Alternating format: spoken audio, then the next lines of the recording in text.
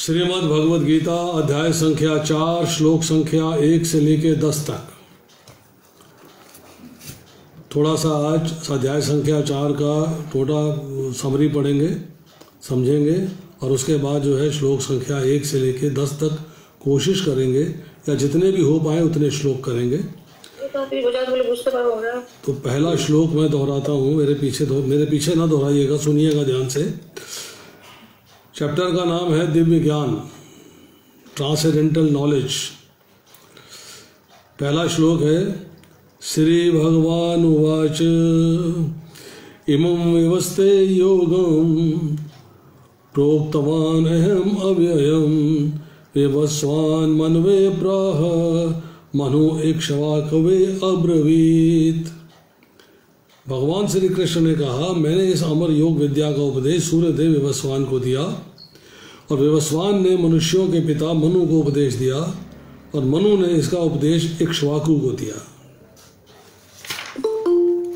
तो इसको जो है श्लोक को करने से पहले थोड़ा सा जानने की कोशिश करते हैं कि चैप्टर 4 अर्थात अध्याय संख्या 4 भगवद गीता के अंदर क्या चर्चा हुई है, क्या डिस्कशन है, और फिर उसके बाद जो है श्लोक करते स्टार्ट। 1 से लेके 4 श्लोक तक भगवद गीता के ज्ञान की परंपरा की चर्चा हो रही है। 1 से 3 में भगवान कृष्ण जो है रिलेट कर रहे हैं हिस्ट्री भगवद गीता की कि अब वो दोबारा इसको क्यों कहना चाहते हैं। और चौथे श्लोक में अर्जुन ने पूछ लिया कि आप ये कैसे भगवद गीता बता रहे हो, क्योंकि विवस्वान तो अभी हुए हैं और आप कह रहे हो मैंने योग का पहले सबसे विवस्वान को दिया और उसके बाद जो है मैं इसे अब आगे डिस्ट्रीब्यूट कर रहा हूँ। 5वें से लेके 12वें श्लोक तक चर्चा हो रही है भगवान के आविर्भूत होने के कारण, अर्थात भगवान का प्राकट्य जो है, भगवान कैसे प्रकट हुए, क्यों प्रकट हुए, उसका जो है कारण बताया जा रहा। इसमें भी 5वें से लेके 8वें श्लोक में चर्चा आ रही है कि भगवान कृष्ण बता रहे हैं नेचर और रीजन उनका इस जगत में आने का, मतलब भौतिक संसार में आने के लिए क्या उनका क्या उसका जो है कारण था और क्या उसके जो है नेचर थी, किस तरह वो यहाँ पर आए। और 9वें से लेके 11वें श्लोक में भगवान बता रहे हैं कि जो इस प्राकट्य को समझते हैं, जो मेरी अपीयरेंस को समझते हैं और प्योरीफाई हो जाते हैं अर्थात शुद्ध हो जाते हैं, तो वो मेरे धाम आ सकते हैं, इसकी चर्चा हो रही है। तो जन्म और कर्मों को दिव्य समझना, भगवान के आश्रित होने का फल भगवान की प्राप्ति होती है, ये बात जो है भगवान ने यहाँ पर डिस्कस करी। और भगवान ने कहा जो जिस प्रकार से मेरा भजन करता है मैं उसी प्रकार से उसको फल देता हूँ। अब 13वें से लेके और 23वें श्लोक तक, 13 से लेके 23 श्लोक तक कर्म की, अकर्म की और विकर्म की परिभाषा डिस्कस हुई है। जो चर्चा हमने थोड़ी बहुत तीसरे चैप्टर में करी थी, उस चैप्टर के अंदर थोड़ा सा बेटर तरीके से भगवान यहाँ पर डिफाइन कर रहे हैं। 13वें से 14वें श्लोक में बता रहे हैं कि सारे जगत का कर्ता मैं होते हुए भी अब अकर्ता हूँ, करने वाला नहीं हूँ। अपने कर्मों की दिव्यता और उसको जानने का फल, अर्थात इसको अगर आप जान जाओगे तो आप कर्मों के बंधन से नहीं बंधोगे, आप उससे बच के रहोगे। 15वें श्लोक में बताया कि भूतकाल में जो प्रीवियस टाइम है, जो पहले का समय है, उसमें जो मुमुक्षु है, मुमुक्षु मतलब जो भगवान को प्राप्त करने के लिए लगातार लगे रहते हैं, उनका उदाहरण दिया है। और फिर निष्काम भाव से कर्म करने की भगवान ने आज्ञा दी है। 12वें से लेके 15वें श्लोक में फिर चर्चा हो रही है। भगवान कृष्ण बता रहे हैं कि किस तरीके से कर्मों के अंदर जो लोग कर्म करते हैं अपनी कामनाओं की पूर्ति के लिए, वो किस लिए करते हैं, क्यों करते हैं। फिर बता रहे हैं कि मैं इन सब से अलग हूँ, मेरा इस सिस्टम में कोई इन्वॉल्वमेंट नहीं है, मेरा इस सिस्टम में कोई भी इन्वॉल्वमेंट नहीं है और कार्य करना चाहिए उसके फलों से अटैचमेंट के बिना, मतलब फलों के प्रति आसक्ति नहीं होनी चाहिए। 16वें से 18वें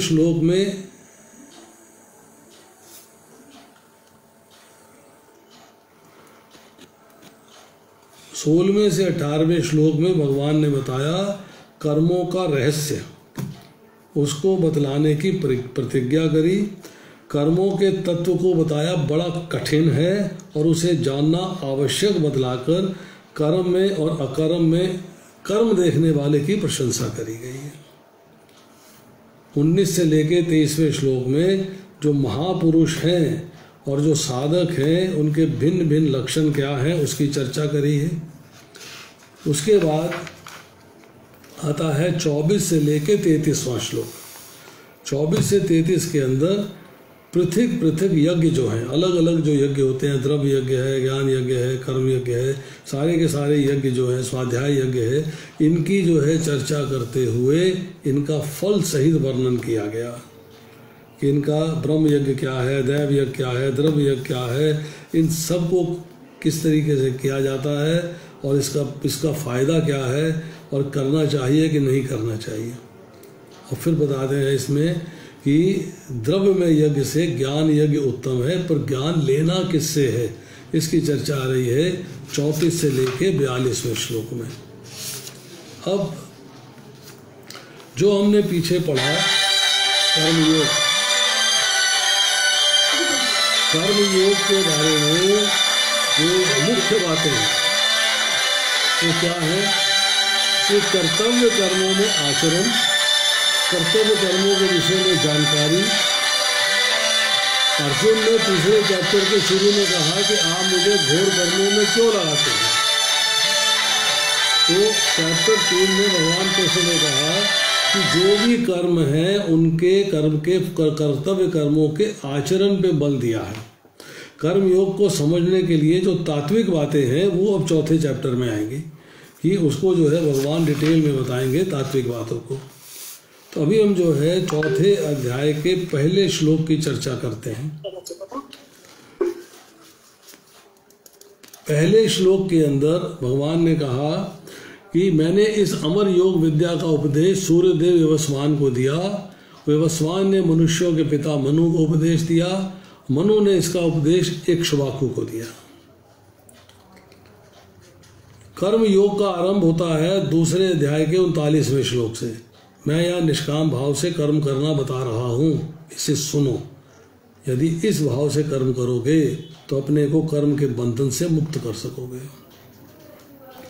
तीसरे अध्याय के 30वें श्लोक में भगवान ने कहा कि भक्ति योग के अनुसार उनको जो है युद्ध करना चाहिए, मतलब मेरा को ध्यान में रखते हुए युद्ध करना चाहिए। और तीसरे अध्याय के 43वें श्लोक में भगवान ने बताया कि कर्म योग में मन को वश में कर।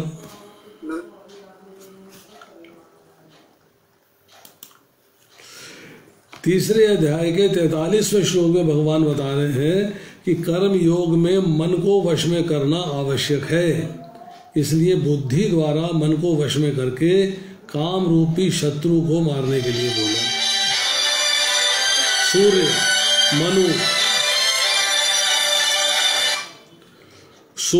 मनु, गृहस्थ एवं कर्मयोगी, इनकी चर्चा आएगी इसके अंदर। तो यहाँ पर जो है दूसरे अध्याय के अंदर माना गया कि मन और इंद्रियों को वश में करना मुख्य है, पर यहाँ पर आ रही है बात, एक शब्द इस्तेमाल हुआ है अव्ययम। प्रोक्तवान अहम अव्ययम। अव्ययम का मतलब होता है अविनाशी। अविनाशी का मतलब है भगवान नित्य है और उसका जो अंश जीवात्मा है वो भी नित्य है और भगवान और जीव का संबंध भी नित्य है।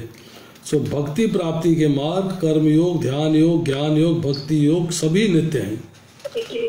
तो बुद्धि के द्वारा मन और इंद्रियों को वश में करना भी कर्मयोग है और इसी योग का प्रकरण तीसरे अध्याय में चल रहा था और यही अब आगे बात होगी। अब यहाँ पर जो है एक बात चल रही है कि भगवान ने सूर्य को उपदेश दिया, ऐसा क्यों? सूर्य लोक के देवता अर्थात विवस्वान को उपदेश दिया, ऐसा क्यों? तो उसका उत्तर यह है कि भगवान ने सृष्टि के आरंभ में ही सूर्य को ही कर्मयोग का वास्तविक अधिकारी जानकर उसको उपदेश दिया था। जो सर्वप्रथम उत्पन्न होता है उसे ही सबसे पहले उपदेश दिया जाता है। सूर्य समस्त जगत के नेत्र हैं, उनसे ही सबको ज्ञान प्राप्त होता है। जो ज्ञान सूर्य को होगा वह सबको हो जाएगा, क्योंकि रोशनी के माध्यम से सबको हो जाएगा। दूसरा जो है कर्मयोग का ज्ञान गृहस्थ के लिए है। तो गृहस्थ के लिए सूर्य, मनु, इक्ष्वाकु सारे गृहस्थ हैं। सबने कर्मयोग की विद्या को जाना और कामनाओं का नाश किया और भगवान को प्राप्त किया। अब यहाँ प्रभुपाद जी लिखते हैं, यहाँ हमें भगवत गीता का इतिहास प्राप्त होता है। ये अत्यंत प्राचीन बतलाया गया है। फिर लिखते हैं कि सारे राज्य के शासन अध्यक्ष कृष्ण भावनामृत विद्या का प्रचार करने के लिए होते हैं। This is the duty of the leaders of the society. This is the duty of Kings, duty of the Kings. फिर लिखते हैं मानव जीवन का उद्देश्य भगवान के साथ अपने शाश्वत संबंध के आत्मिक ज्ञान का विकास है। मतलब आध्यात्मिक ज्ञान जो है, जो भगवान के बारे में जानना, समझना, उसको प्रैक्टिस में लाना, वो जो है आपको इम्पॉर्टेंट है और एसेंशियल है।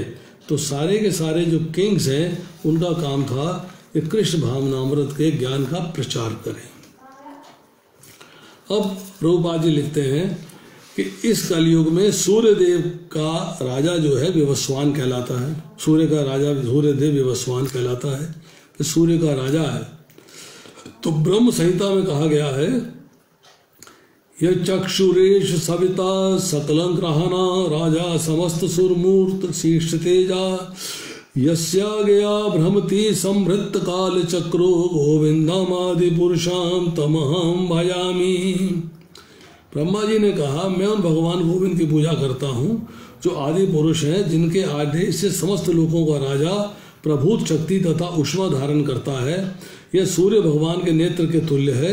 यह उनकी आज्ञा के अनुसार अपनी कक्षा को तय करता है। तो ब्रह्मा जी बता रहे हैं कि सूर्य is following the instructions of Lord Krishna, और उसी के आज्ञा के अनुसार जो है अपनी परिधि में घूमता रहता है, अपनी कक्षा में घूमता रहता है। इसके बाद महाभारत के शांति पर्व में भी उल्लेख आता है, गीता का इतिहास। त्रेता युगादो च ततो विवस्वान मनवे ददो मनुष्य लोक भृत्यर्थम सुताय क्षवा कवे ददो इक्ष्वा कुना च कथितो व्यापी लोकानवस्थिता। त्रेता युग के आरंभ में विवस्वान ने परमेश्वर संबंधी इस विज्ञान को उपदेश मनु को दिया, और मनुष्यों के जनक मनु ने इसे अपने पुत्र इक्ष्वाकु को दिया। इक्ष्वाकु इस पृथ्वी के शासक थे, उस रघुकुल के पूर्वज थे, जिसमें भगवान श्री राम ने अवतार लिया। इससे प्रमाणित होता है कि मानव समाज में महाराज इक्ष्वाकु के काल से ही भगवत गीता विद्यमान थी। तो सूर्यदेव विवस्वान को इसलिए गीता सुनाई गई कि वह क्षत्रिय था और समस्त क्षत्रियों का जनक है, वो सूर्यवंशी है। अब एक बात आती है, थोड़ा सा कंफ्यूजन आता है। कंफ्यूजन क्या है कि जो संसारिक लोग हैं ये भगवत गीता की व्याख्या में अपने अपने तर्क देते हैं, अपने अपने स्टाइल से इसे डिफाइन करते हैं। बट यहाँ कहा जा रहा है कि भगवत गीता को गुरु परंपरा से यथा रूप में ग्रहण करना चाहिए। अब गुरु परंपरा की बात आगे आएगी, गुरु परंपरा को आगे एक्सप्लेन किया जाएगा। दूसरे श्लोक में भगवान कहते हैं, एवं परंपरा प्राप्तम इमं राज ऋषियो विदुः सह कालेन ये महता योग है नष्ट परंतप।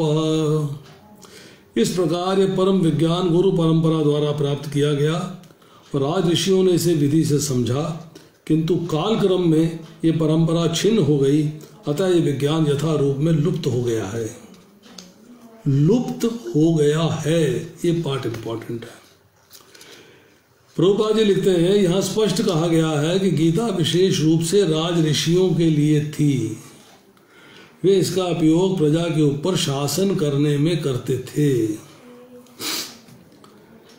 निश्चय ही भगवत गीता कभी भी आसरी पुरुषों के लिए नहीं थी, जिनसे किसी को भी इसका लाभ न मिलता और वे अपनी अपनी सनक के अनुसार विभिन्न प्रकार से विवेचना करते हैं। जो मैं पहले कह गया हूँ कि लोग अपने हिसाब से सारी एक्सप्लेनेशन करते हैं। अब यहाँ सवाल आता है, यहाँ बोला जा रहा है बड़े स्पष्ट शब्दों के अंदर कि एवं परंपरा प्राप्त। तो परंपरा प्राप्त, परंपरा का अर्थ क्या है ये जानना है। तो प्रभुपाद जी लिखते हैं परंपरा का अर्थ है गुरु परंपरा। गुरु परंपरा, गुरु परंपरा से क्या चीज मिलती है? ज्ञान। गुरु से ज्ञान मिलेगा ना, गुरु आपको ज्ञान दे रहा है तो गुरु से ज्ञान मिलेगा। तो गुरु परंपरा से आपको ज्ञान की प्राप्ति होनी है। तो किसकी परंपरा चली? ज्ञान की। ज्ञान की परंपरा चली वाया गुरु, तो गुरु की परंपरा होनी चाहिए। मतलब एक गुरु से दूसरा गुरु, दूसरों से तीसरा गुरु, क्योंकि ज्ञान तो गुरु से ही मिलेगा, गुरु के बिना तो मिलेगा नहीं। तो इसलिए ज्ञान की परंपरा अर्थात गुरु की परंपरा एक ही चीज है, तो गुरु परंपरा से होना चाहिए। अब होता क्या है, कृष्णा जो है यहाँ पर गुरु परंपरा को दोबारा से रिवाइव करने के लिए कह रहे हैं अर्जुन से, और श्रील प्रभुपाद ने गुरु परंपरा को रिवाइव किया है by presenting message Bhagavad Gita as it is. Bhagavad Gita को प्रेजेंट करके एज इट इज प्रभुपाद उस परंपरा को रिवाइव कर रहे हैं जो कि लुप्त हो गई थी, जो कि आहिस्ता आहिस्ता गायब हो गई थी। राज ऋषि का मतलब है राजा भी है और ऋषि भी है, मतलब राजा भी है और उसको जो है कृष्ण भावनामृत का ज्ञान भी है। अब कर्म योग का जो तत्व है, कर्म योग का जो तत्व है वो लोग राज ऋषि से सीखा करते थे। वो राज ऋषि उनको जो है तत्व सिखाते थे। तो कर्म योग का पालन करने के कारण राजाओं को विलक्षण ज्ञान और भक्ति स्वतः ही प्राप्त हो जाती थी, स्वतः स्वयं ऑटोमेटिकली प्राप्त हो जाती थी। कारण था कि ऋषि भी ज्ञान प्राप्त करने के लिए कई बार राजा के पास जाते थे। जैसे कि उदाहरण दिया गया कि सुखदेव गोस्वामी जो है राजा जनक के पास गए, 6 ऋषि जो है राजा अशुपति के पास गए, उल्लेख मिलता है छांदोग्य उपनिषद के अंदर। अष्टावक्र जो है ज्ञान प्राप्त करने के लिए जनक ऋषि के पास गए। तो इस तरह हम जानते हैं कि ये जो ज्ञान है जो कि अविनाशी है, अव्ययम है, अर्थात जो कभी समाप्त नहीं होता, ये ज्ञान कभी समाप्त नहीं होता, इस ज्ञान ने कभी समाप्त नहीं होना। परंतु क्या है, आहिस्ता आहिस्ता आहिस्ता आहिस्ता जो बोलने वाले हैं, जो ज्ञान को आगे बांटने वाले हैं, जो परंपरा के अंदर गुरु हैं, उन गुरुओं की अभाव हो गया, उनमें कमी आ गई। समाज के जो लोग हैं उनका विचार, उनका भाव, उनका मूड, उनका मन भोग विलास की तरफ आकर्षित हो गया। तो क्या है कि भगवद गीता की तरफ इंटरेस्ट जो है उनका कम होता चला गया। जैसे इंटरेस्ट कम होता चला गया, उस तत्व को जानने वालों का अभाव हो गया, उस तत्व को आचरण में लाने वालों का अभाव हो गया।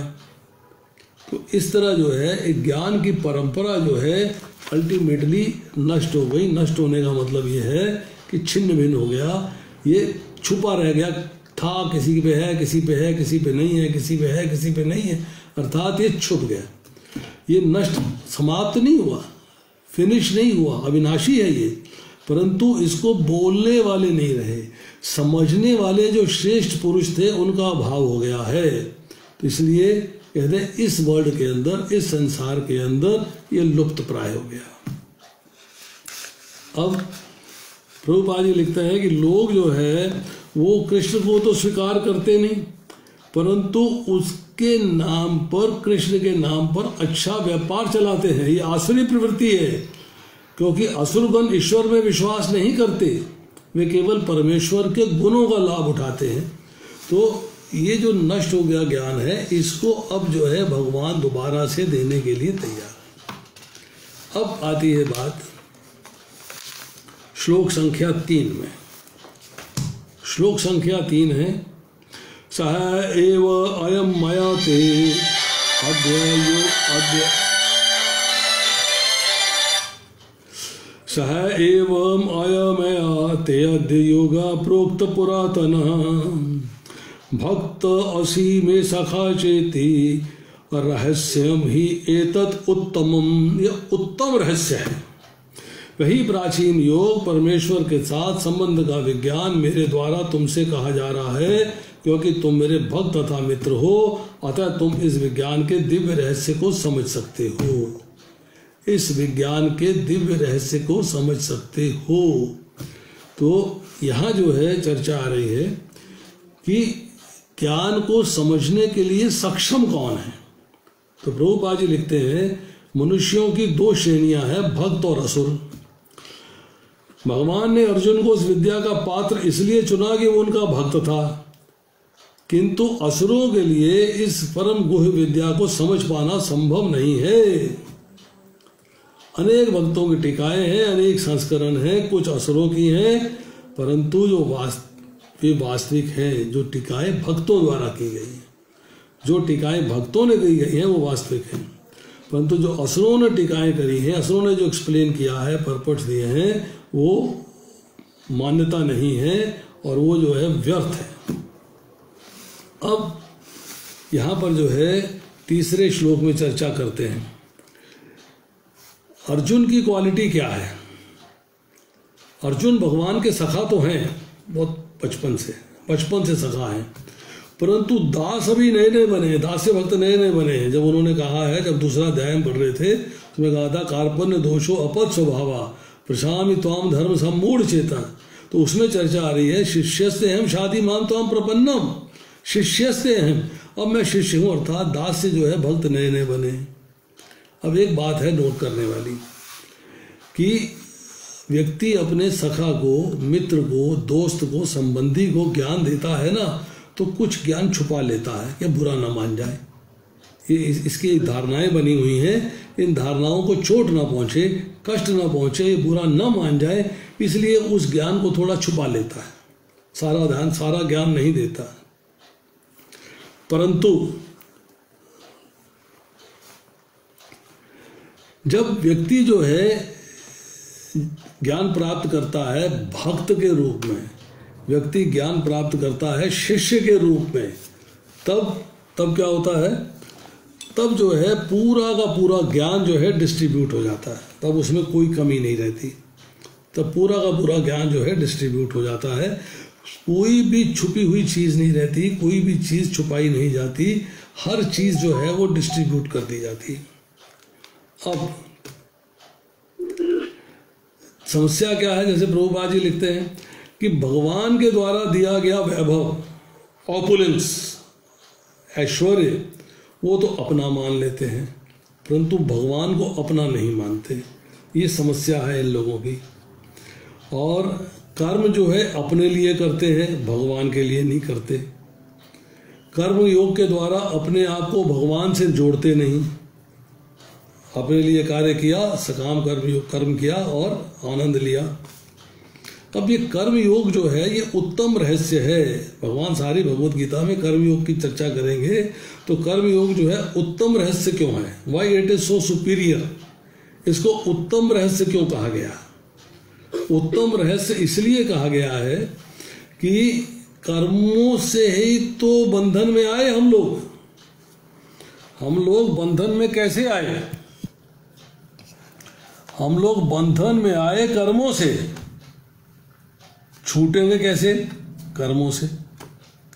जैसे कि उदाहरण देते हैं कि आपने खंबे के साथ गाय को बांध दिया या भैंस बांधी, बकरी बांधी, कोई बांध दिया और खोलने दूसरे खंबे पे चले गए, तो खुलेगा क्या, खुलेगा वहीं जहां बांधा था, मतलब उसी खंबे से खुलेगा जहां खंबे पे बांधा गया था। अर्थात जिन कर्मों के अनुसार हम लोग इस बंधे हैं, उन्हीं कर्मों को मॉडिफाई करके, उनकी डायरेक्शन चेंज करके, कर्मों के करने का मूड चेंज करके, कॉन्शियसनेस चेंज करके, तब आप जो है कर्म के बंधन से मुक्त हो पाओगे, अर्थात छुटकारा कर पाओगे, नहीं तो नहीं कर पाओगे। तो अब आती है बात, एक और थोड़ी सी चर्चा करते हैं कि जब आप कोई शुभ कार्य करते हो, शुभ कर्म करते हो, तो एक पुण्य फल प्राप्त होता है और अनुकूल स्थिति आती है, things become favourable to you, आपके अनुकूल हो जाती हैं। जब कोई अशुभ कार्य हो जाता है, पापमय कार्य हो जाता है, विकर्म हो जाता है, तो प्रतिकूल परिस्थिति आती है, मतलब situations are not conducive to you, situations become unfavourable to परिस्थितियां जो हैं आपके प्रतिकूल हो जाती हैं। अब कोई इन दोनों में कनेक्शन ढूंढे, ये ढूंढे वो ढूंढे तो बेकार है। कर्म करेंगे तो फल मिलेगा। आप कामना करते हो, मिलेगा नहीं मिलेगा कुछ नहीं पता, वो मिलेगा कर्मों के फल के अनुसार। अर्थात कर्म किया है, जो कर्म पुराने किए हुए हैं, संचित कर्म है, प्रारब्ध है। अप्रारब्ध भी जब प्रारब्ध बनेंगे तो फल तो मिलेगा, परंतु उस फल को भोगने के लिए शरीर भी धारण करना पड़ेगा, उसके बिना छुटकारा नहीं है। अब आते हैं श्लोक संख्या 4 पे। अर्जुन उवाच अपरम भवत जन्म परम जन्म विवस्वता कथम एतद् विजानीयम् त्वम् आदौ प्रोक्तवान् इति। अर्जुन ने कहा, सूर्यदेव विवस्वान तो आपसे पहले हो चुके हैं, वो ज्येष्ठ हैं, फिर मैं कैसे समझूं कि प्रारंभ में भी आपने उन्हें इस विद्या का उपदेश दिया था। अर्जुन जो है जानता है कि भगवान कृष्ण जो है वो पुरुषोत्तम है, अर्थात supreme personality of God head, भगवान है। ये बात उसने भीष्म से सुनी है राजसूय यज्ञ के समय, ये भगवान से सुनी है जब वन में चर्चा हो रही थी। महाभारत पढ़ेंगे, सभा पर्व पढ़ेंगे, वन पर्व पढ़ेंगे, उसमें उल्लेख मिलेगा। या उसने जो है घटनाओं में देखा है, शिशुपाल का वध कर दिया, उसके सामने हुआ, मतलब he was knowledge of this. तो इससे उसको कहा कि ये तो सुप्रीम है। और सूर्य जो है वो अदिति के पुत्र हैं। परंतु यहाँ प्रश्न ये आ गया है, अर्जुन समझना चाहता है कि आपने उपदेश सूर्य को कैसे दिया, आपने ये उपदेश सूर्य को कैसे दिया। अब अर्जुन ने क्वेश्चन किया है हम लोगों के लिए जिनके मन में भी जिज्ञासा उठ सकती है। We are ignorant. भगवान की जो ट्रांसेंडेंटल नेचर है, जो दिव्य भगवान की जो दिव्यता है और भगवान की जो शाश्वता है, इटर्नल नेचर है, वो भगवान हर जगह उपस्थित है, हर वस्तु, हर चीज़ के ज्ञाता है। हम ये बात को नहीं समझ पा रहे हैं, हम इग्नोरेंट हैं। तो इसके लिए जो है अर्जुन ये क्वेश्चन कर रहा है। तो प्रभुपाद जी लिखते हैं, जब अर्जुन भगवान का माना हुआ भक्त है, फिर उसे कृष्ण के वचनों पर विश्वास क्यों नहीं हो रहा।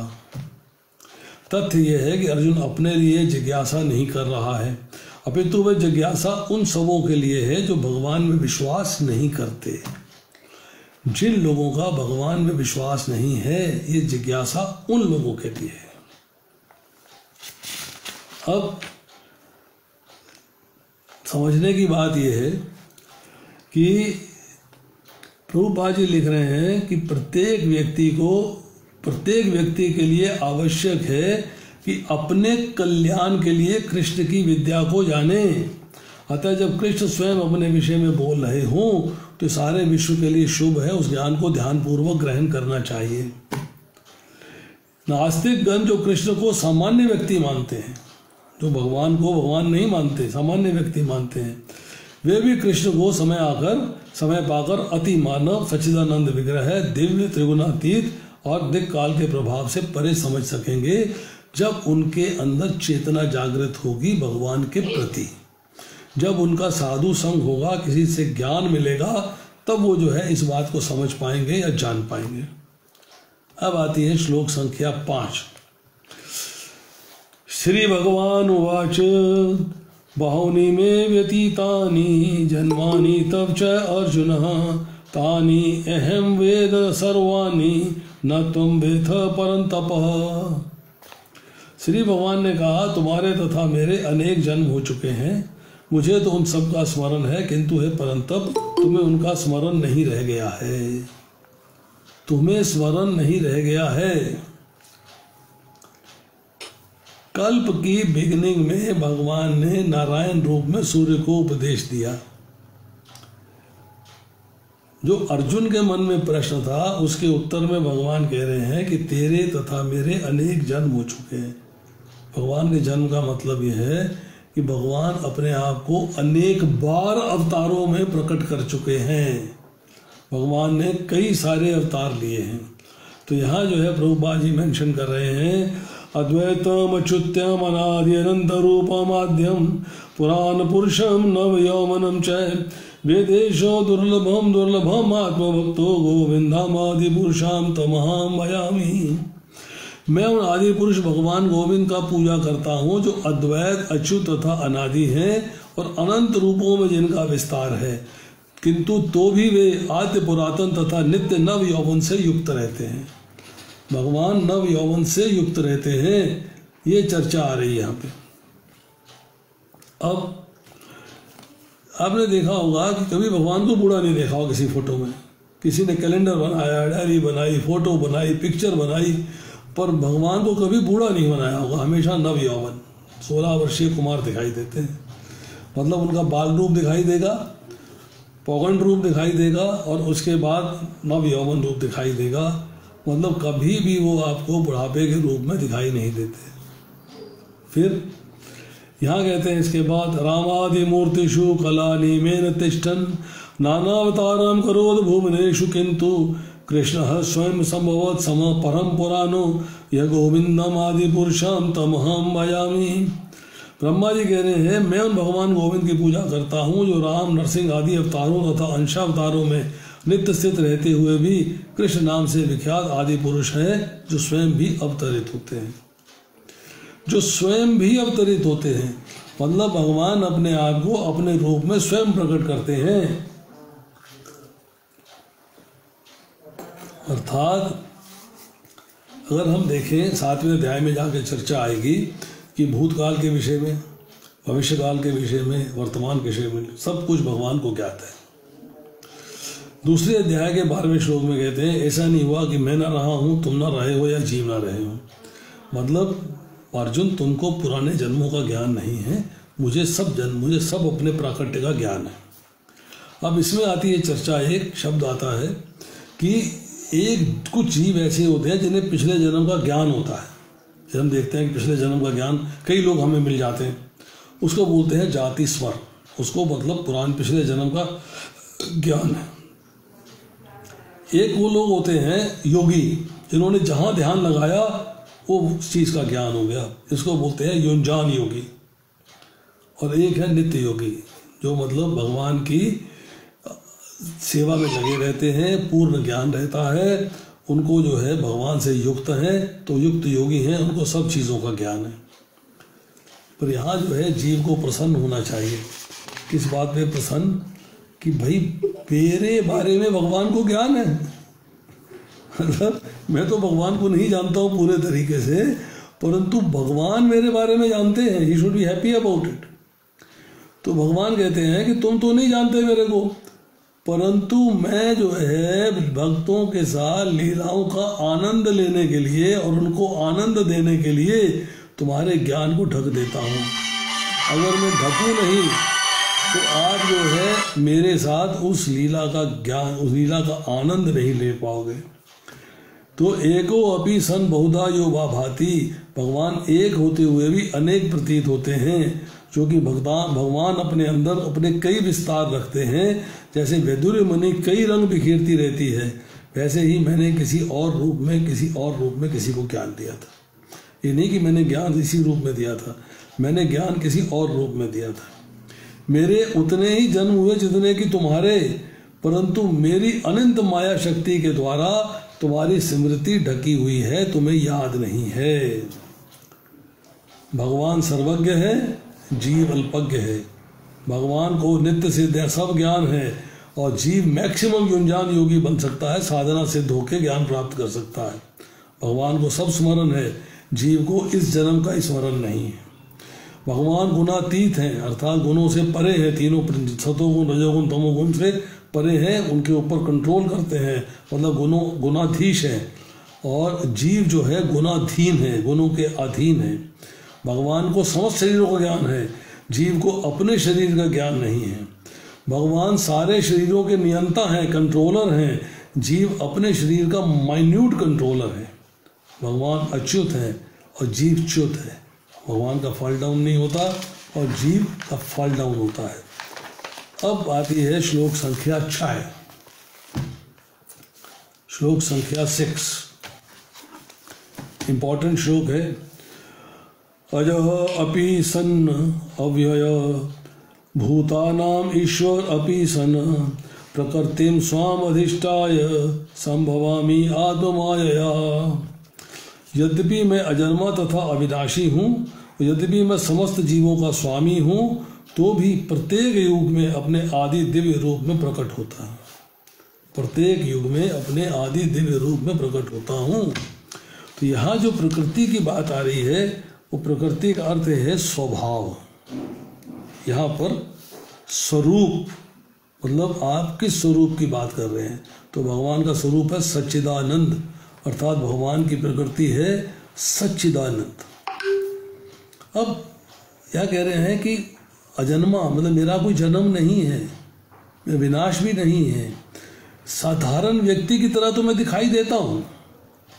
इट लुक्स कि I am a ordinary person, परंतु ये लीला प्राकट्य की, जन्म की, अंतर्धान होने की, अप्रकट होने की है, जिसको लोग विनाश मान लेते हैं। जिए, पैदा हुए और मर गए, मैं मरता नहीं हूँ। मेरे मरने का कोई तरीका नहीं कि आप बोले भगवान मर गए, भगवान नहीं मरते। तो जो साधारण समझकर मेरा तिरस्कार करते हैं, 9वें अध्याय के 11वें श्लोक में आएगा, परंतु मैं योग माया के द्वारा छिपा रहता हूँ। आप एक पर्दा आपके सामने है जो मेरे को और आपसे अलग कर रही है। आप मेरे दर्शन नहीं कर सकते जब तक योग माया वो पर्दा नहीं हटाएंगी। जो शब्द इस्तेमाल हुआ है आत्म माया, प्रभुपाद लिखते हैं अपनी अंतरंगा शक्ति से, अर्थात अपनी योग माया से। जो मूल प्रकृति है, मूल प्रकृति को भगवान ने अपने अधीन किया और फिर अपनी योग शक्ति के द्वारा प्रकट हो गए। 7वें अध्याय के 25वें श्लोक में इसकी चर्चा मिलेगी। उसी मूल प्रकृति से संसार उत्पन्न होता है और योग माया जो है वो ऐश्वर्यमयी शक्ति है, वो भगवान की ऑपुलेंस को प्रकट करती है। अब यहाँ पर जो है 3 शब्द इस्तेमाल हुए हैं, अज, अव्यय और ईश्वर। इन 3 शब्दों को समझते हैं। अज मतलब भगवान के स्वरूप को, भगवान के जन्म को जानना और ना जानना। अव्यय मतलब विनाशी कि अविनाशी, जानना कि न जानना। और ईश्वर मतलब भगवान है, इसको जानना या न जानना, इसकी चर्चा देखते हैं। अज अर्थात भगवान के स्वरूप को, भगवान के जन्म को जानना है 10वें अध्याय के 3रे श्लोक में, ना जानना है 7वें अध्याय के 25वें श्लोक में। अव्यय अविनाशी जानना है 9वें अध्याय के 13वें श्लोक में, ना जानना है 7वें अध्याय के 24वें श्लोक में। और ईश्वर अर्थात मैं भगवान हूँ, जानना है 5वें अध्याय के 29वें श्लोक में और ना जानना है 9वें अध्याय के 11वें श्लोक में। भगवान छोटे से छोटा और बड़े से बड़ा कार्य करते हैं। अर्जुन के सारथी बन गए, गीता का उपदेश दिया, राजसूय यज्ञ के अंदर जो है उसको संदेश लेके गए, राजसूय यज्ञ में पार्टिसिपेट किया, चरण धोए ब्राह्मणों के, और अर्जुन के पास संदेश लेके गए। राम जी के रूप में देखा तो वन में गमन किया, रावण का वध किया। तो भगवान की जो शक्ति है, अब साधारण रूप में देख रहे हैं कि राम जी वनों में जा रहे हैं, शक्ति छुपी हुई है। वहाँ पे रावण का वध करते वक्त शक्ति प्रकट हो गई। तो भगवान की शक्ति जो है वो जब चाहते हैं तब प्रकट हो जाती है और जब चाहते हैं वो उसको छुपा लेते हैं। इसी तरह जैसे कि एक माचिस की तीली में, दिया सलाई में 2 शक्ति हैं, एक रोशनी देने की, दूसरी जलाने की, तो छुपी रहती हैं। जब उसको प्रॉपर टाइम आता है, उसको जब इग्नाइट करते हैं तब वो प्रकट होती हैं। तब उनसे जो है आप देख सकते हो जल भी रहा है और प्रकाश भी आ रहा है। अब आती है थोड़ी सी चर्चा करते हैं हम कि भगवान का जो प्राकट्य है वो कर्मों पे बेस्ड नहीं है, कर्मों से कंट्रोल नहीं होता।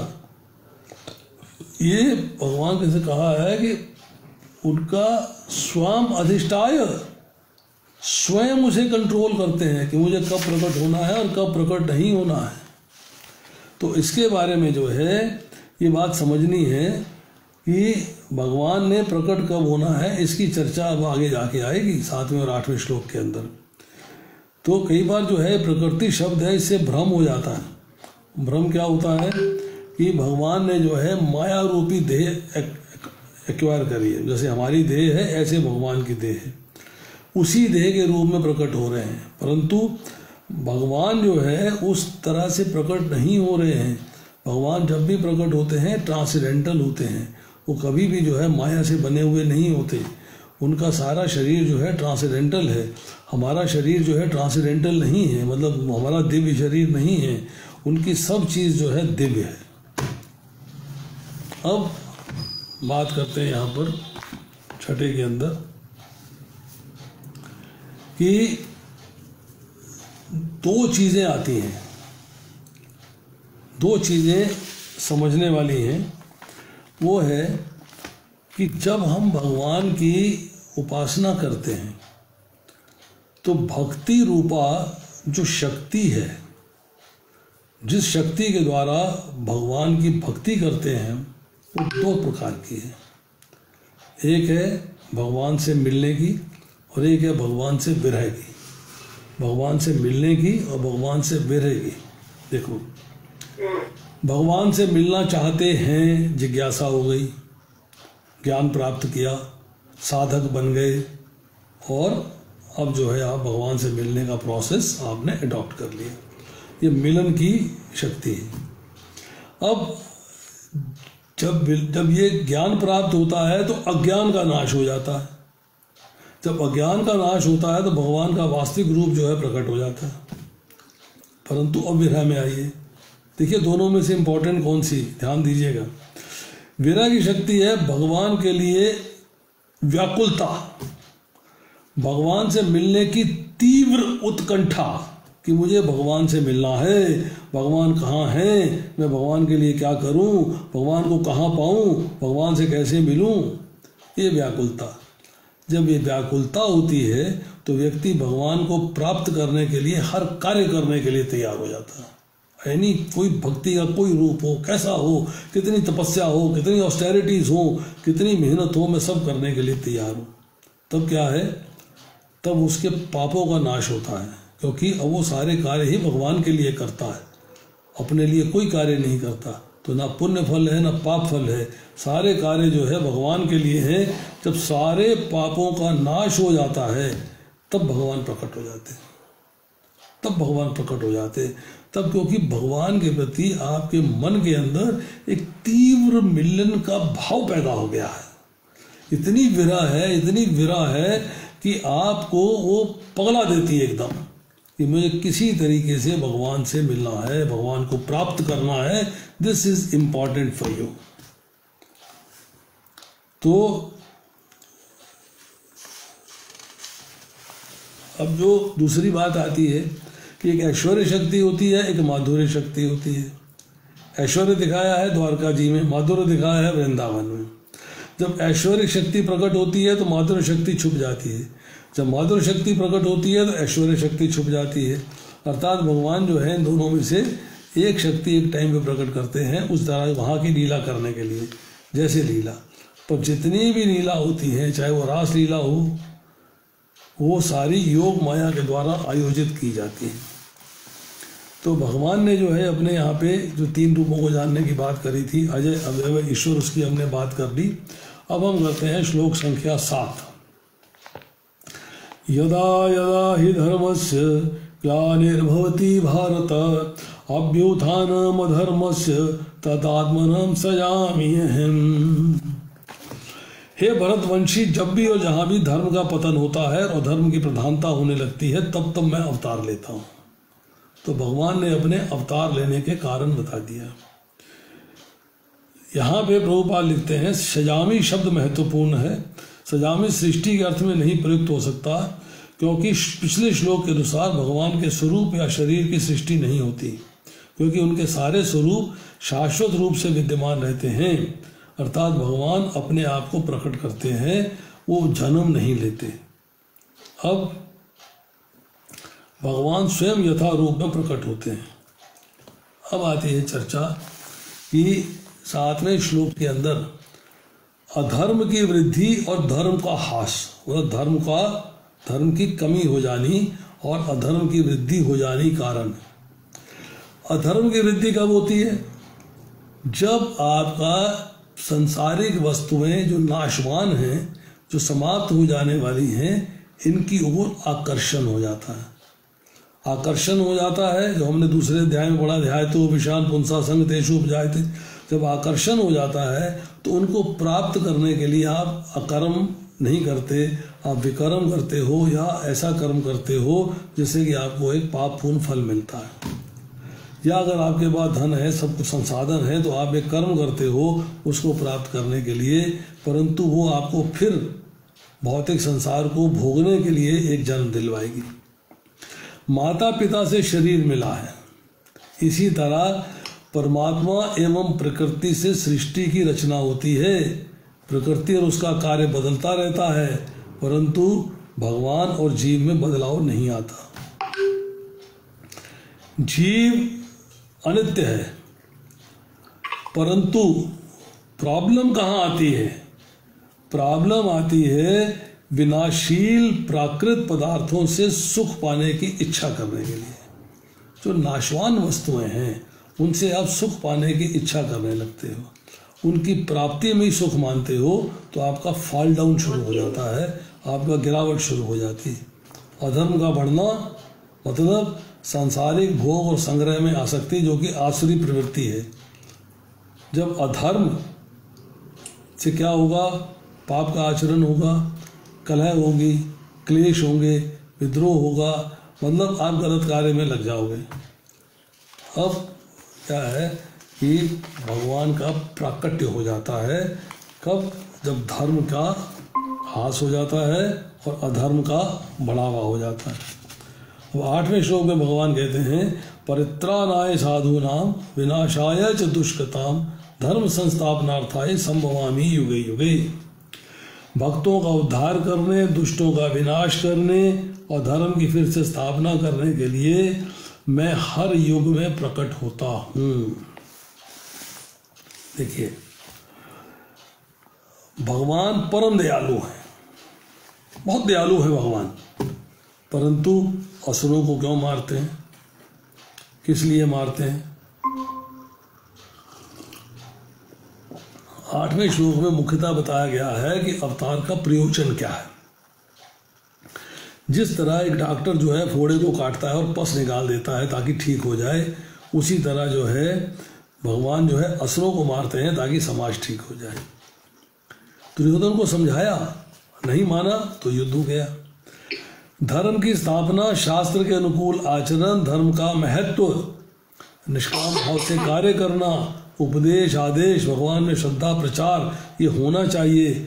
ये भगवान करने के लिए अपने आप को प्रकट करते हैं। साधुओं की रक्षा, साधु दुख पाते हैं, ठीक है, साधु को दुख मिल रहा है, उसके भगवान ने कुछ ऐसी लीला रची है कि साधुओं को दुख मिले। क्यों? कि जब प्रतिकूलता होती है तो भगवान का स्मरण होता है। दुख में सुमरन सब करे, सुख में करे ना कोई, जो सुख में सुमरन करे तो दुख काहे को होए। मतलब दुख के अंदर जो है भगवान के प्रति उसका आकर्षण बढ़ जाता है, तो आध्यात्मिक लाभ होता है। पर सांसारिक राग और आसक्ति से पतन होता है। सांसारिक राग और आसक्ति से पतन होता है, और जब प्रतिकूलता होती है तो आसक्ति टूटती है, तब भगवान के प्रति आसक्ति बढ़ती है, सांसारिक वस्तुओं के प्रति आसक्ति कम होती है। जब भगवान प्रतिकूल परिस्थिति देते हैं तो ये भक्तों के ऊपर कृपा है, भक्तों पे कृपा है। ये भगवान ने आपको प्रतिकूल परिस्थिति दी। अब प्रश्न ये होता है कि भगवान प्रत्येक के प्रति समभाव रखते हैं। समभाव है तो फिर दुष्टों का विनाश क्यों करते हैं? इसका उत्तर क्या है कि भगवान सुहृद हैं, भगवान सुहृद हैं, कोई वैरी नहीं है। पर भक्तों से अपराध करने वाला भगवान का वैरी हो जाता है, उसको भगवान नहीं बख्शते। जैसे अम्बरीश महाराज की कथा सुनते हैं तो भक्तों का जो जो नुकसान करता है, जो भक्तों का बैरी होता है, भगवान उसके बैरी हो जाते हैं। तो पाप का विनाश तो भक्त कर सकता है, गाइडेंस देगा, एसोसिएशन देगा, संग देगा, समझाएगा, पाप का विनाश कर देगा। पर पापी का विनाश करने के लिए भगवान को प्रकट होना पड़ता है। तो भगवान की प्रकृति सबके लिए एक समान है, पर भगवान सबके लिए समान नहीं है। प्रश्न उठता है, पृथ्वी, जल, वायु, अग्नि, सूर्य, चंद्रमा सबको समान रूप से लाभ देते हैं, भगवान भी समान रूप से लाभ देते हैं, परंतु जो दुष्ट भगवान के हाथों मरते हैं उन पे भी भगवान कृपा करते हैं, सायुज्य मुक्ति देते हैं। जैसे पूतना को दिया सायुज्य मुक्ति, मतलब ब्रह्म ज्योति में उसको ले गए। अब भगवान ने धर्म का हास, धर्म में कमी आ रही थी तो उसको बढ़ावा दे के स्थापित कर दिया है। कोई नई चीज नहीं लेके आए, something new has not come, वही चीजें हैं पर उसको उन्होंने स्थापित कर दिया। अब प्रश्न ये है कि दुष्टों का विनाश और धर्म की स्थापना तो राज ऋषि कर सकते हैं, ब्रह्म ऋषि कर सकते हैं। आंसर क्या है कि मैंने जैसे पहले कहा, पाप का विनाश तो कर सकते हैं परंतु पापी का नहीं। जैसे कि फोड़ा है तो पट्टी वट्टी तो कंपाउंडर कर लेगा, नर्स कर लेगी, पर उसको ऑपरेट करना है तो डॉक्टर चाहिए। भगवान डॉक्टर हैं जो कि पापों का नाश तो कर दिया, परंतु पापी का नाश करने के लिए भगवान को प्रकट होना पड़ा।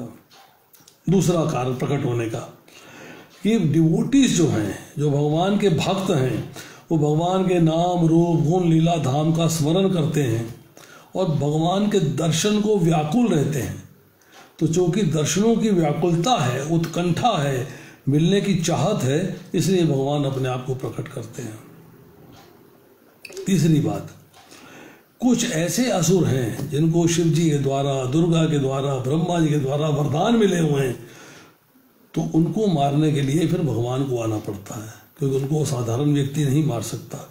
साधारण व्यक्ति नहीं मार सकता, उनको मारने के लिए भगवान को प्रकट होना पड़ता है। और चौथी बात कि कुछ भक्त जो हैं वो परमहंस हैं, साधना के बल पर भी मेरे स्वरूप को, मेरे लीलाओं के तत्व को नहीं जान पाते, तो उन्हें प्रेमा भक्ति प्रदान करने के लिए भगवान अपने आप को प्रकट करते हैं। फिर युग युग में भगवान अंश अवतार, लीला अवतार, कला अवतार, शक्तिवेश अवतार आते हैं, बार बार लेते हैं, सिर्फ इसलिए कि अपने भक्तों को अपनी लीलाओं का आनंद देने के लिए। अपने निज भक्त, जो भगवान के भक्त हैं, उनको भक्ति का रस प्रदान करने के लिए भगवान अपने आप को प्रकट करते हैं। अब आती है,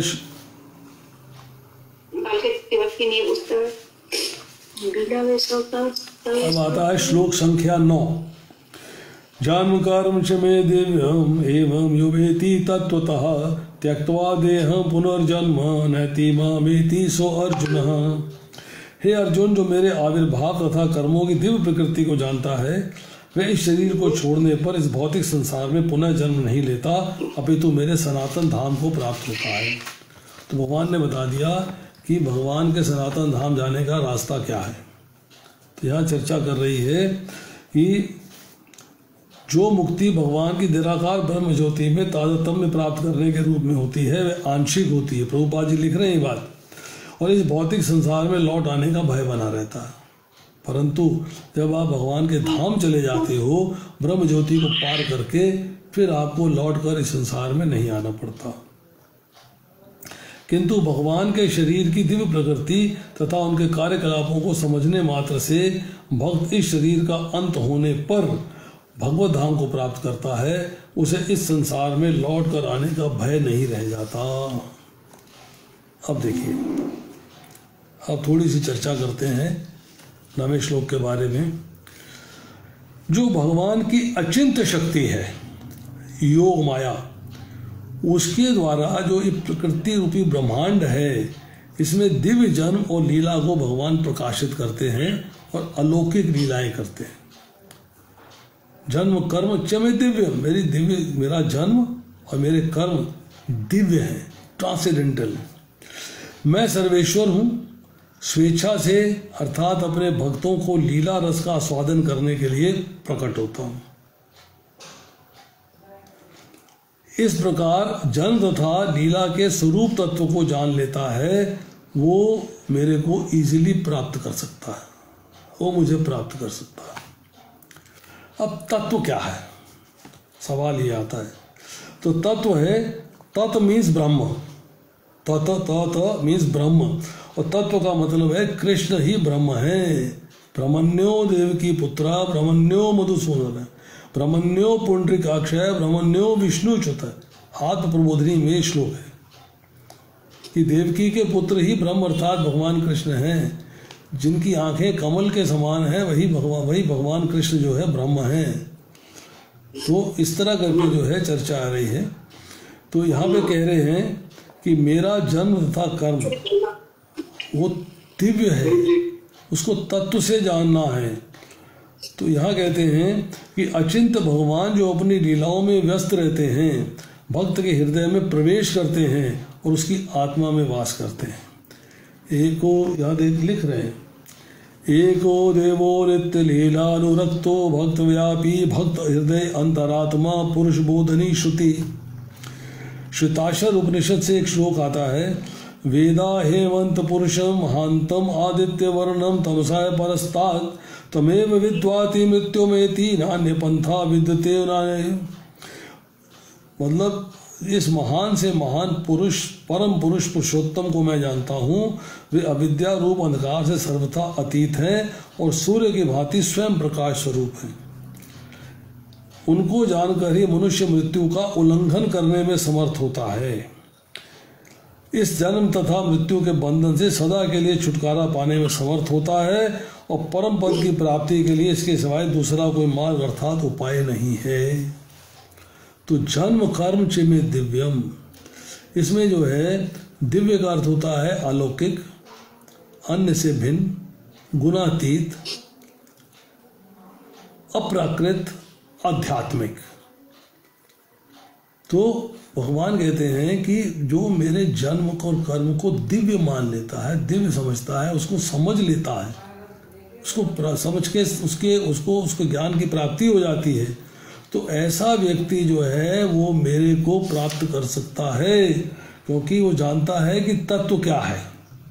जो तत्व जान लेता है तो मुझे प्राप्त कर लेता है। अब आती है श्लोक संख्या 10।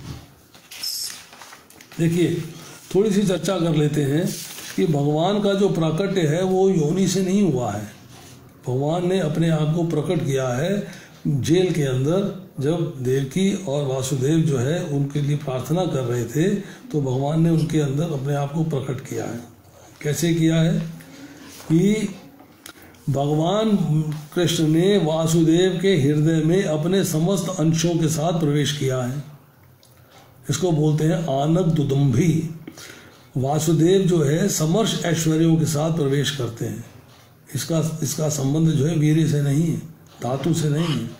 ये जन्म दिव्य है, मैथुन से उत्पन्न नहीं है, अवतार लिया है वासुदेव जी के मन में।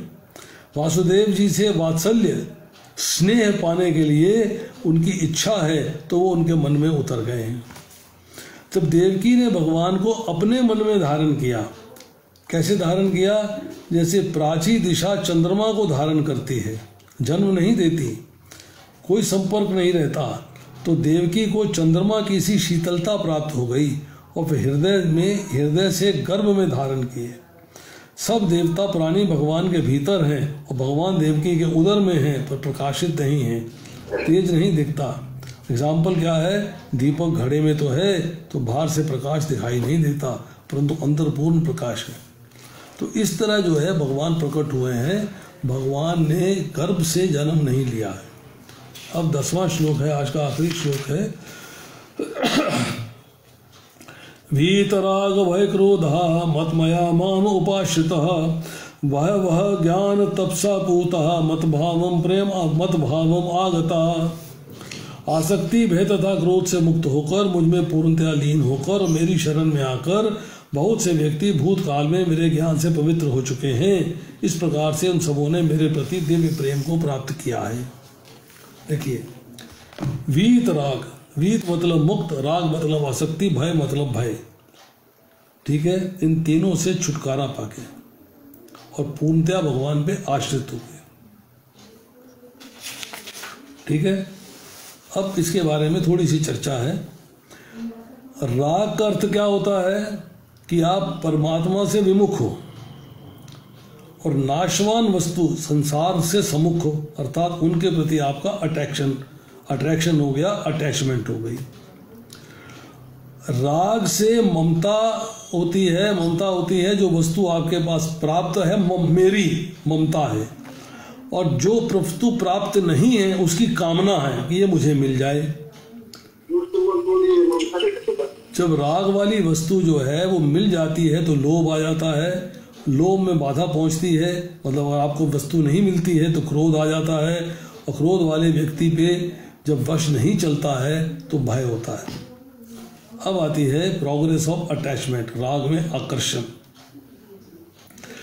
आपके पास साइकिल है, स्कूटर के प्रति आकर्षण है, स्कूटर मिल गया तो साधारण कार के प्रति आकर्षण है, साधारण कार मिल गई तो मर्सिडीज, टोयोटा, बड़ी बड़ी गाड़ियों के प्रति आकर्षण हो गया। जब ये आकर्षण जो चल रहा है ये संसार के अंदर आपको आगे आगे आगे आगे कामनाएं पैदा करता जाता है, परंतु भगवान में आकर्षण नहीं है। भगवान के आकर्षण को आप भूल चुके हो, यू हैव फॉरगॉटन। तो भगवान यह कहते हैं मनमया मामुपाश्रिता, कि भगवान के आश्रय, भगवान में तल्लीनता, अर्थात भगवान में आपका डीप आसक्ति, भगवान में आकर्षण। अब शब्द आते हैं वीत राग भय क्रोधा। वीत का मतलब यह, वीत का शब्द यहाँ दिया है इन्होंने रूपा जी ने, मुक्त क्या मतलब क्या है कि संसार के आकर्षण से मुक्त हो जाना, मतलब संसार से संबंध विच्छेद हो जाना। मनुष्य का आकर्षण क्या है? संसारिक, स्त्री, पुत्र, सुख, जमीन, जायदाद, धन। इसमें आश्रय किसका लेता है? अपने से बड़ों का, माता पिता, दादा दादी, उनका आश्रय लेता है। परंतु जिसका मन भगवान में लग जाएगा तो उसका आकर्षण भी और आश्रय भी दोनों भगवान हो जाएंगे। भगवान में आकर्षण होगा, भगवान का आश्रय हो जाएगा। अब जब ज्ञान की प्राप्ति होती है, when you come against knowledge, आपको नॉलेज की प्राप्ति होती है, जब नॉलेज के द्वारा आप भगवान के जन्म और कर्म की दिव्यता को जान लेते हो, तत्व से भी कृष्ण ही ब्रह्म है, इनके बारे में जानना है, जो ये कहे वही सच है, बाकी सब झूठ है, जब वो कर लेते हो तब क्या है? तब ज्ञान तप सा शब्द इस्तेमाल हुआ है ना, ज्ञान तप मतलब जो नाशवान वस्तु है उनको अपना नहीं मानना है, मेरी नहीं, बेकार की वस्तु है, मेरे लिए नहीं है, मेरे लिए है भगवान, भगवान को मानना अपना। तो भगवान कहते हैं जो मेरे स्वरूप की नित्यता एवं साक्षात अनुभूति करके अनेक उनके राग भय क्रोध आदि छूट गए हैं, वे मेरे शरणागत हो जाते हैं, मेरे जन्म को, मेरी लीला के श्रवण कीर्तन में निमग्न रहते हैं, अथवा उन्हें मेरे स्वरूप तत्व के विरोध जनों से राग भय क्रोध कुछ भी उत्पन्न नहीं होता, वे उन्हें जड़ माया के वशीभूत मान लेते हैं। इस तरह के भक्त जो हैं वो जब मेरा ज्ञान प्राप्त कर लेते हैं, मेरे प्रति शरणागत हो जाते हैं, वो मेरे को प्राप्त होते हैं, वो मुझे प्राप्त होते हैं। तो भगवान को प्राप्त करने के लिए आपको वीत राग भय कब होता है? भय होता है दो चीज़ों से। जो आपसे बलवान है उससे आपको डर लगता है, नंबर 1। आपके पास वस्तु है, वस्तु खो ना जाए, आपसे चली ना जाए, उसका भय रहता, तभी ताला लगा के रखते हो ना घर में। मेरे घर में सामान पड़ा, को चोरी करके ना ले जाए, ताला तभी तो लगाते हो। भय है कि जो प्राप्त वस्तु है उसको कोई छीन के ना ले जाए, उससे भय लगता। राग हुआ, आसक्ति हो गई, वीत हुआ, अब मुक्त हो गए। ये तीनों चीज़ें जो हैं, अगर ये आप अडॉप्ट कर लेते हो, भय नहीं होना चाहिए, आसक्ति नहीं होनी चाहिए और मुक्त रहना चाहिए मेरे को भौतिक संसार के आकर्षण से, तब कहते हैं मुझ में पूर्णतया लीन होकर जो भगवान को पूर्णतया भगवान के प्रति शरणागत हो जाता है, भगवान में लीन हो जाता है, मेरी शरण में आकर बहुत से व्यक्ति भूतकाल में मेरे ज्ञान से पवित्र हो गए। जब भगवान का ज्ञान आता है तो पवित्रता आती है, शुद्धिकरण होता है, आप में पवित्रता आती है। इस प्रकार जो है भगवान का दिव्य प्रेम प्राप्त होता है, दिव्य प्रेम। और कैसे प्राप्त होता है, क्या उसकी कंडीशंस हैं, ये सारी बातें हम अब अगली बार करेंगे। 9 बज गए हैं, आज इतना ही। किसी का कुछ शॉर्ट में प्रश्न है तो पूछ सकता है, मोस्ट वेलकम। हरे कृष्ण प्रभु जी। हरे कृष्णा जी, धन्यवाद प्रभु जी। ये आपने आज नेट थोड़ा प्रॉब्लम कर रहा था इसलिए नोट नहीं कर पाए हैं। 4.5 में आप बता रहे थे ना कुछ कि 8.25 में हमें कुछ मूल प्रकृति के बारे में पता चलेगा, और 10.3, 7.25 इनकी थोड़ी सी डिटेल बता दीजिए प्रभु जी प्लीज। देखिए 4.5 की आप चर्चा कर रहे हैं। 4.5 के अंदर आपने कहा, मैंने आपको बताया था कि 3 शब्द इस्तेमाल हुए हैं, अजय, अवयव और ईश्वर। ठीक है, समझ में आ रही है? जी प्रभु जी। भगवान अजन्मा है, इसको स्वरूप से जानना या स्वरूप से न जानना, मतलब कुछ लोग इसको स्वरूप से जानते हैं और कुछ लोग स्वरूप से नहीं जानते हैं। जानने की बात आई है, यो माम जन्मादि चवेति, और ना जानने की बात आई है, मूढ़ो अयम ना भी जानाति।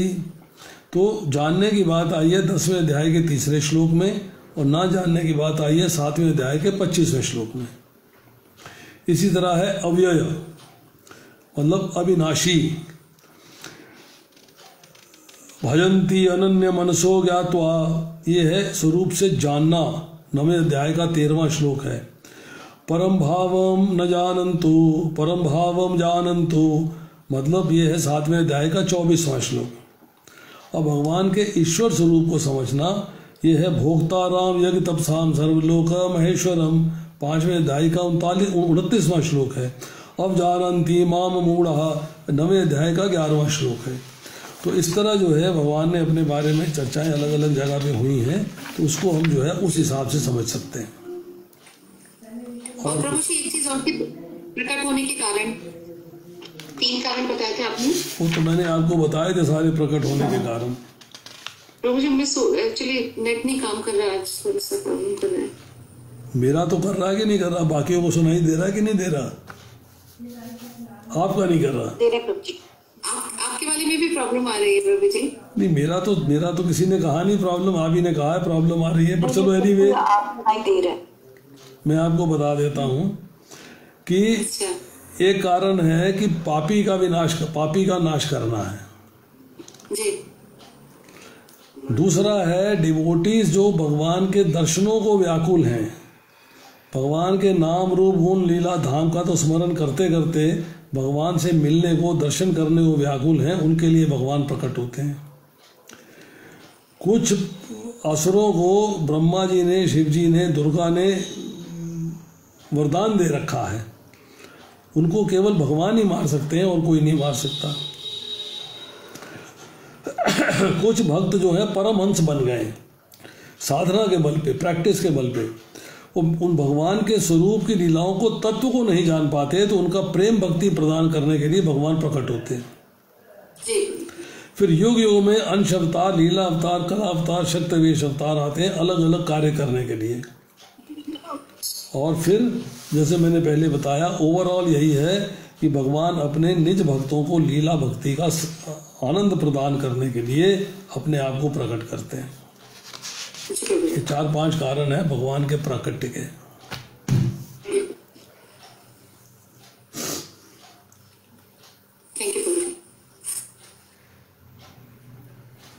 हाँ रितु, हरे कृष्णा, हाउ आर यू?